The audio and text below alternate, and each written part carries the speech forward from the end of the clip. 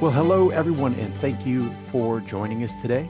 I am Roy Harryman with Ministry Pacific, and our topic is effective marketing and communications for churches and nonprofits. Now, usually I interview a subject matter expert, but today I am going to be providing the commentary because I love helping organizations succeed, and I hope what is shared here today will benefit you significantly. This show is a free service of Ministry Pacific. We provide webinars and numerous other free resources to help our clients succeed. We are not insurance agents and we don't work for an insurance company. Rather, Ministry Pacific is an insurance broker. We're exclusively committed to serving churches and nonprofits. Agents work for insurance companies, but we work for you. As a broker, we're free to research the market and find the best coverage for your specific needs. We have no limitations. We can look anywhere for anything you might need. So we're here to serve. Please take us up on our offer of a free consultation at ministrypacific.com. So I'll begin with a very short bio on myself, basically for the reason that I want to give you some justification for why you should listen to anything that I have to say. I am a journalism school graduate and worked as a reporter and editor for about 10 years before serving as the communications director of two large churches. In 2015, I started my own marketing agency, and I exclusively work with small businesses and nonprofits.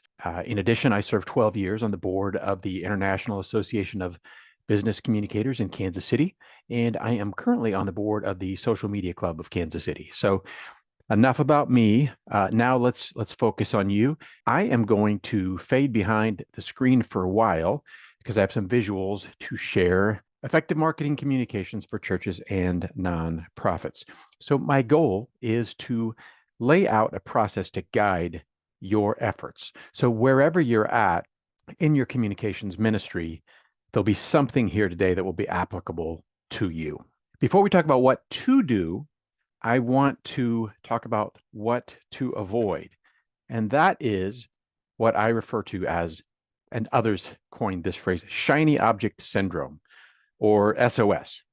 And what is shiny object syndrome? That means that instead of having a plan and a strategy, we just lurch from one new idea to the next, and we're constantly distracted by the newest thing on the market. Now, right now, that's AI. Who knows what it'll be next? So certainly adapting to new technology has its place. We have to do that. But shiny object syndrome gives the new an inordinate amount of attention. Now, why do we do that? Well, sometimes it's just more interesting than the actual work that we have to do. I mean, I've been there. We might consider what we know we need to do mundane. It's easier to run after this shiny thing over here. So if you do want to explore new technology, by all means, please do that, but schedule time for that and don't let it blow up any kind of consistent workflow that you're trying to create. Okay, so where do we start? Well, the first thing we need to do is ask, who are we communicating to? Now that's simple, right? It's the church, or if you're a nonprofit, it's your donors. But let's dig a little bit deeper. Who is in your database? Now, some people will be saying, my what? But no, your database. That is your definitive listing of who is affiliated with your organization. In the old days, that was the paper church directory. Now it may be an Excel file. It may still be on paper. It may be something more advanced, church community builder or something like that. But whatever it is, you want to make sure that the people who attend your services and contribute to your budget are in your database. So those two audiences should overlap 100%. If they're not in your database, you can't reach them.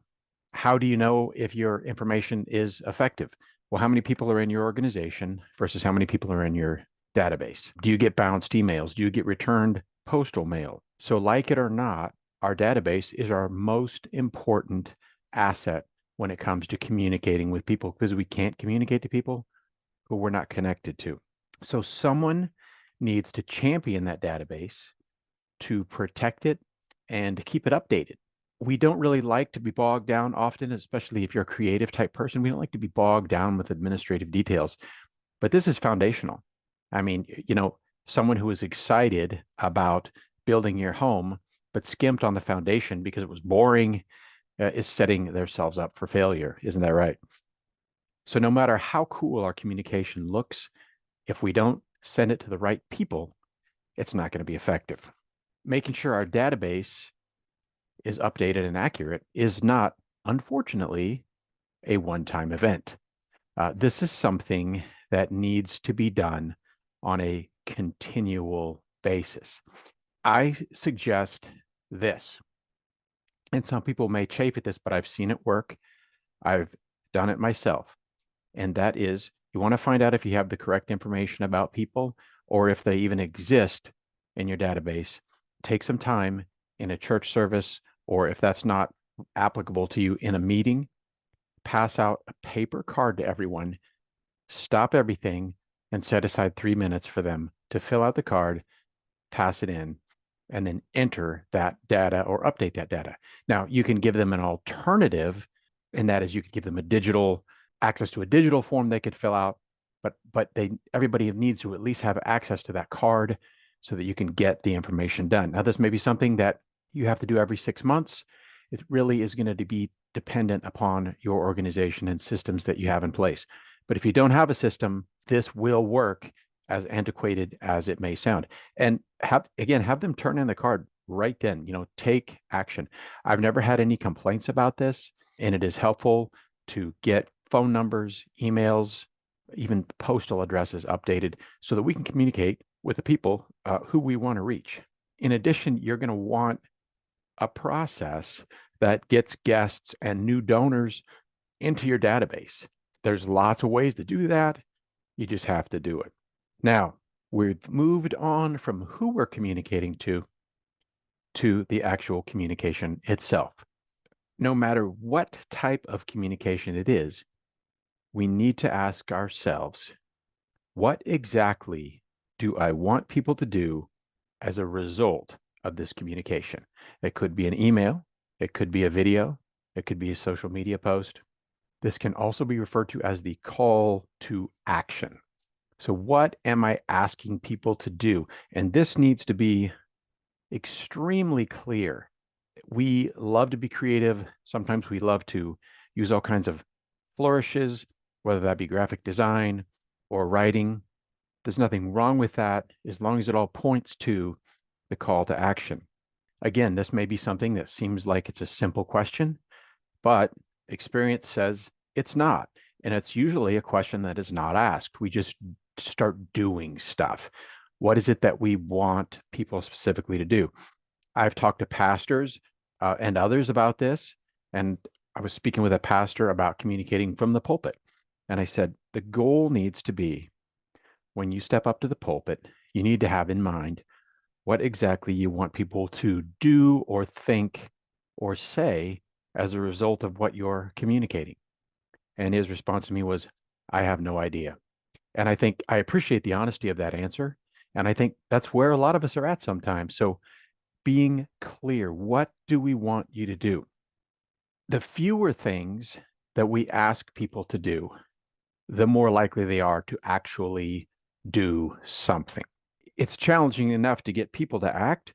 If we give them 3 or more options, then their brains begin to glaze over and shut down. It's just a fact of reality. It's too many decisions to make, particularly if we're catching them, say, for example, in an email where there's all kinds of things going on around them or even on their screen, and we're giving them 4 ways to get involved.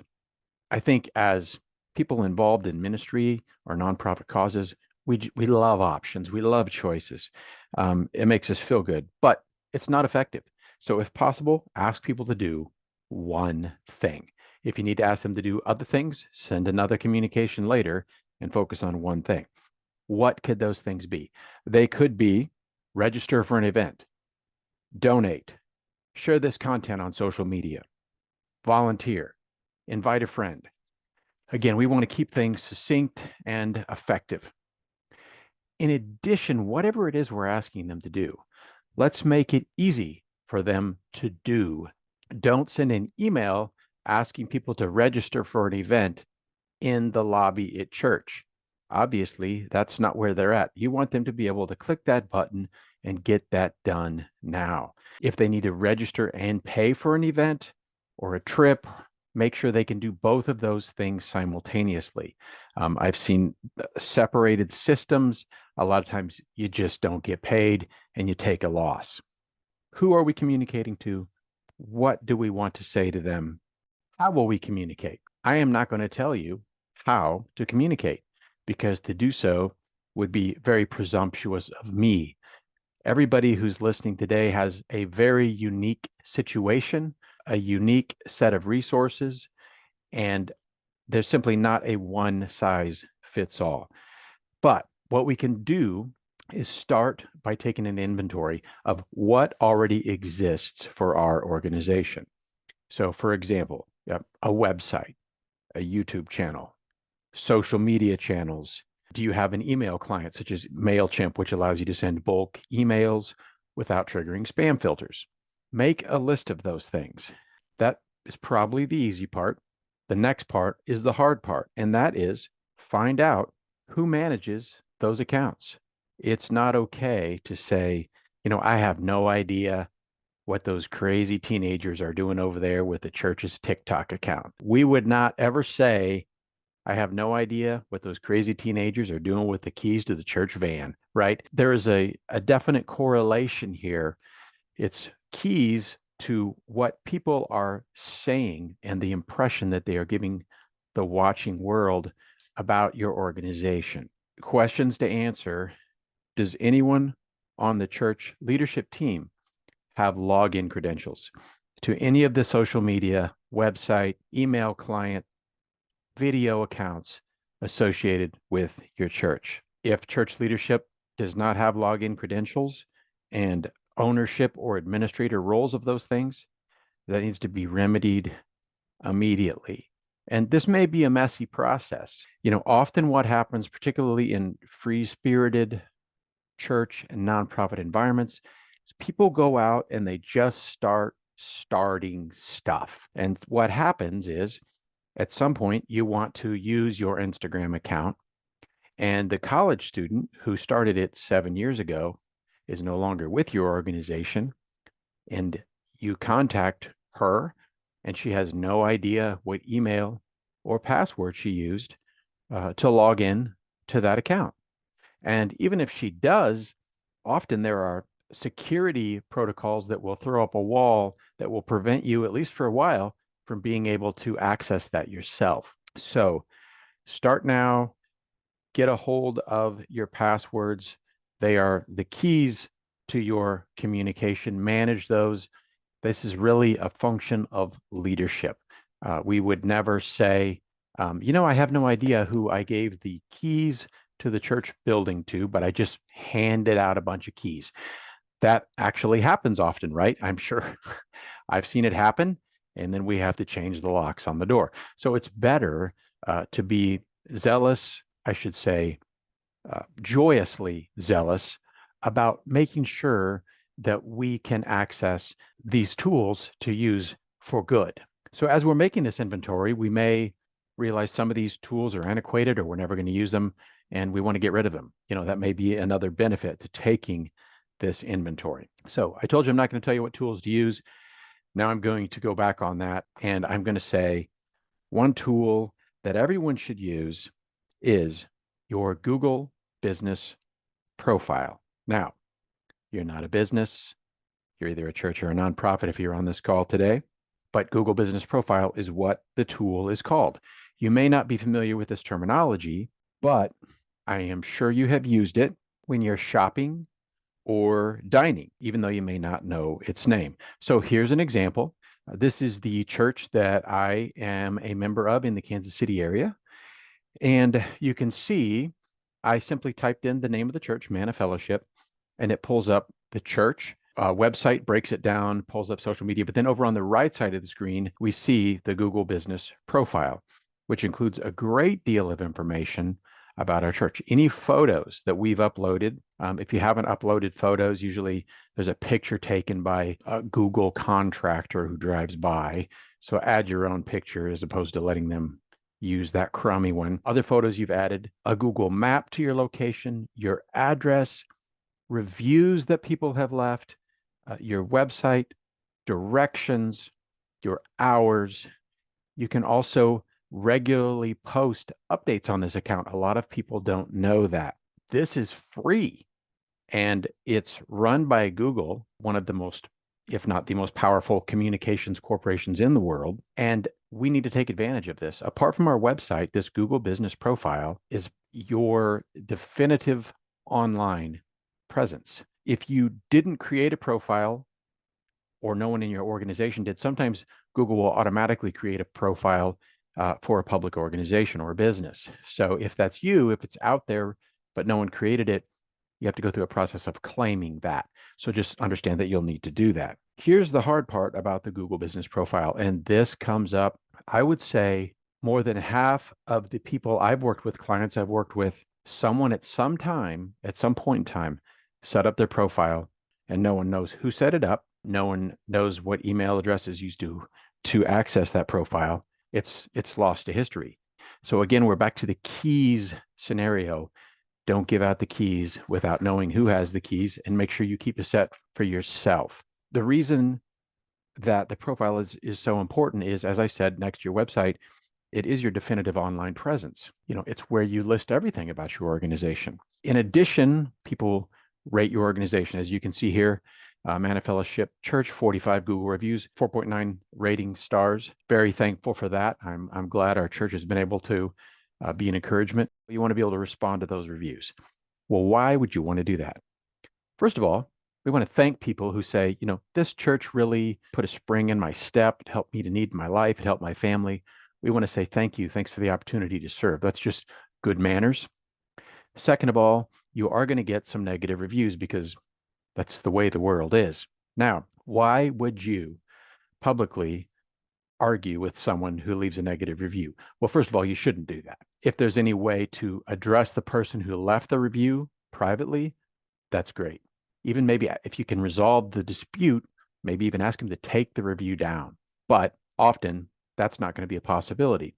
So you're going to respond to that review, not to argue with the person, but for the benefit of anyone in the watching world who sees that review. Let me give you a couple of examples. At the church where I am a member, we've had a couple of negative reviews that I'm aware of, really just a couple, which is remarkable. One of them was someone who essentially downgraded and criticized our services. At that time, the church was quite small, and we are confident that this person had never even entered the door of our building. And so, as opposed to letting that sit out there unaddressed, we said something to the effect of, "Hello, I don't believe we've ever met. Perhaps you would join us at a service sometime." Again, we want to be engaging. We want to be kind. We always want to take the high road in these public responses, but a response often is needed. Another example was someone was disappointed that we only allow church members to volunteer in our food pantry. And they said, and as a result, I would never go to this church. So they raised a question that needed a response, a course of kind response and a thorough response. But as you can imagine, there are good reasons why we only want members to work in an outward public-facing, essentially social service ministry like the food pantry that involves prayer, sometimes counseling. People are sharing difficult situations in their life. They're coming in a vulnerable situation. So we succinctly explained, hey, this is why we have this policy. First of all, thank you for your interest in our pantry and serving our pantry. You mentioned a concern. This is why we have this policy. Again, we thank you. If you're interested in donating to the pantry, that's a great way to serve. If you'd like to talk to us more about this, please call us. We'd like to hear from you personally. That's the way to address negative comments in your ratings. And again, not that we have the last word on that. We can always learn and grow personally in our own situation, but I'm sharing an example. However, if you're not able to access your Google Business Profile, you can do none of those things. You can't thank people.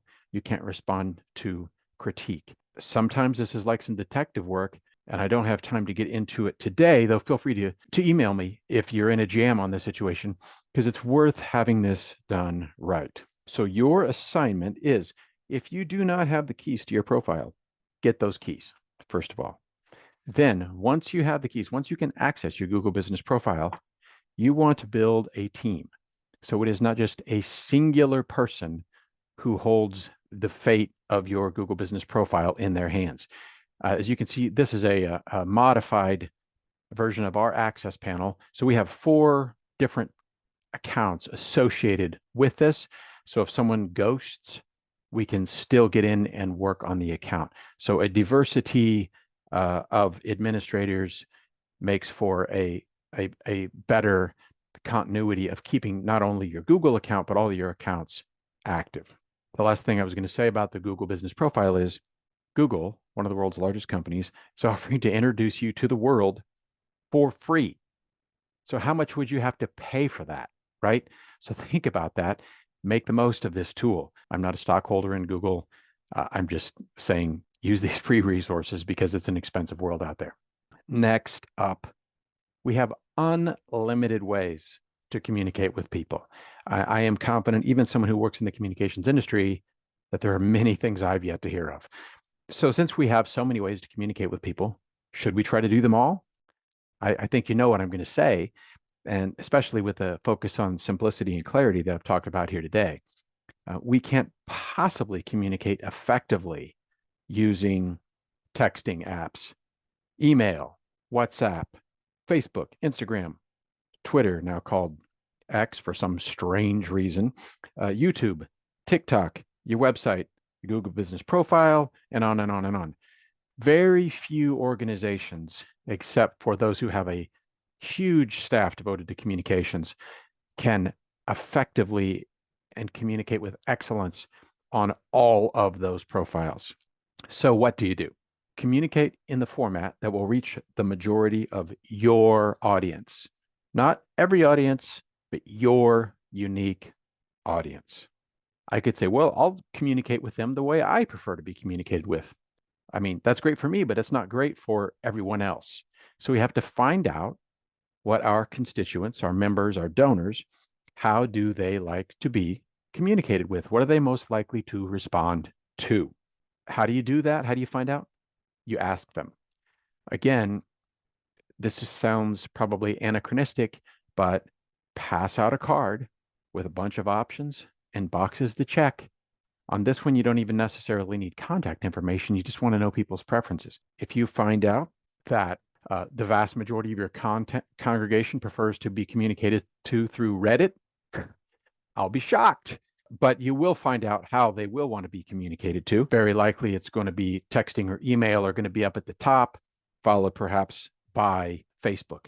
Again, it's going to depend on your demographic because all of the different social media and communication platforms have slightly different or vastly different demographics. Get that information, find out how people want to be communicated to, and then focus the majority of your efforts on those methods. That doesn't mean you can't have other methods, but you don't want to spend a disproportionate amount of your time or energy, because time is a precious commodity, communicating on Twitter if 5% of your congregation uses it. So we've established a foundation. What do we want to communicate? Who do we want to communicate to? Searched and rummaged around. We've found our keys to all of our platform tools. Now we're ready to start communicating. And we've already emphasized, ask people clearly what you want them to do as a result of this communication. As we're communicating, here are a few tips that I hope will make your communication more effective. And again, I'm approaching this knowing that I've been in the trenches as a church communicator, as a volunteer, as someone who works with nonprofits and small businesses. I know you don't have rows of administrative assistants to delegate things to. A lot of times everything rests on your shoulders or a few people's shoulders. This is created with you specifically in mind. Simplicity is the key to communicating. Keep things simple. You can add complexity later, but start with something that's simple and sustainable, something you can explain and understand, something that can have some continuity. In addition, you want to set a communication protocol, a cadence that is consistent. So I'm not saying it should look like this, but here's an example. Here's something that would fit practically into the lives of a lot of organizations, a lot of churches, for example. It may be that every Tuesday by noon, the website is updated, the sermon is posted online, and an email goes out listing coming events. If you get those three things done every week, congratulations. You are at the top of the game in terms of church and nonprofit communications, because there's just a lot of struggle in these areas. So aim for something consistent that you can do and do well. That's going to depend on your organization, what those things are and when they happen. Now, I have to say, again, for anyone wanting to learn the latest things that are cool or hip, obviously, I'm not going to be the one to tell you that. I've never been accused of being cool or hip. But in addition here, what we want to talk about is what's effective in the long term for the vast majority of the people affiliated with your organization, for those who you want to communicate with. Being consistent and being simple is not cool or hip, but it works. That doesn't rule out doing something that's grandiose and requires a great deal of labor and technical savvy every once in a while. But if that's all we do, we're going to miss out on the other 51 weeks of the year. A couple of quotes that I think help illustrate this well. Consistency makes raindrops create holes in the rock. Whatever is difficult can be done easily with regular attendance, attention, and action. Long-term consistency trumps short-term intensity. So again, set up a holistic, sustainable system, and then when that's going, you can adapt, you can make it more complicated as you need to do. Our job is to be steady, to be faithful, to be accurate, to give people everything that they need to know to engage productively in the life of our organization. And that's our calling. And if we've done that, then we can leave the results to God. Now, I want to head off a little bit of discouragement that you may have encountered or you're going to encounter if you haven't. No matter how thorough you are, you're going to have people come up and tell you that they have no idea what's going on at church, and you just need to be better at communicating. Now, when people say things like this, it's good not to be argumentative or defensive, but to ask questions. For example, do they watch the video announcements in your service? If you have those, obviously. Do they receive and read emails or texts from the church? Do they ever look at the church website? If they say no to all those things, then you know you're not the problem. However, if we are not being consistent, if we're not being clear, then perhaps the problem is us, or perhaps it's everyone. We all need to do better. We need to do better at communicating. Our members need to do better at paying attention to what we communicate. So it's an opportunity. Now, I don't want to leave you completely without any specific guidance because I don't know about your individual organizations. But if I could only do three things, there was a law binding me to only three things. These are the three things I would do. One, I would make sure that I have an accurate website that looks pretty good. I've seen a lot of websites that look like they're built in 2008 because probably they were, and they don't even have a mobile display. So I'm getting out my magnifying glass, particularly when I'm on my phone trying to read the comments. So again, it doesn't have to be the latest, greatest $50,000 website. You can use templates that make it simple, make it sure it's at least pretty good, and has everything somebody might need to engage with your church. Even a one-page website is better than something from 2005. Second, I'm not going to go over Google Business Profile again, but we talked about how valuable that can be to your organization. And then finally, email and text communication. Your younger demographics hate email. If they go to college, they still have to use it. And often it's still the best choice for people. Probably the best solution is to use a text communication client so you can do both. That is it on the slides. I'm going to jump back in, thank you for spending this time with Ministry Pacific today, with me today. I also want to let you know in terms of insurance for churches and nonprofits, I know these are very difficult days. Prices have gone up. Churches are not being renewed because of strain in the industry. So Ministry Pacific really desires to be a consultant for you, a non-commissioned partner who can help you make the best decisions for your organization. I appreciate everyone's time here today. I genuinely hope that this has been helpful. Well, thank you, everybody. We got done a little early, so you can take an extra long lunch. I'll give you permission to do it. So have a wonderful rest of your week, and let us know here at Ministry Pacific how we can be of service at ministrypacific.com.